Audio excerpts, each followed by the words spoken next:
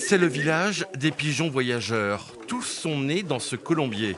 L'attachement du pigeon voyageur à son lieu de naissance est tel qu'il n'a qu'un seul but, rentrer chez lui. Pour les compétitions, une autre motivation pousse les volatiles à faire au plus vite le retour à la maison. La femelle me sert pour motiver le mâle. Donc le mâle rentre pour retrouver sa femelle dans son casier et je joue aussi les femelles qui rentrent, elles, de... Certains atteignent la vitesse de 80 km/h. Un lâcher depuis Amsterdam à plus de 800 km de la Charente peut être bouclé en une journée à condition d'avoir bien préparé ces étonnants compétiteurs. Les produits dopants comme les graines de café sont interdits.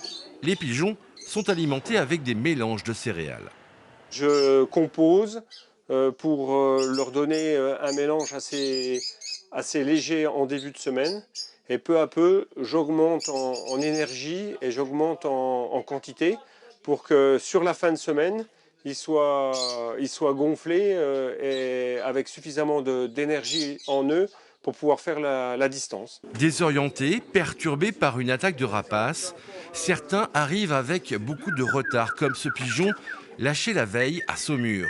Mais ces animaux sont généralement d'une fiabilité à toute épreuve. Ils ont régulièrement servi de transmission lors de conflits armés. Cette activité est d'ailleurs sous le contrôle du ministère de l'Intérieur. En cas de conflit, on est tous mobilisables voilà, sur le territoire national.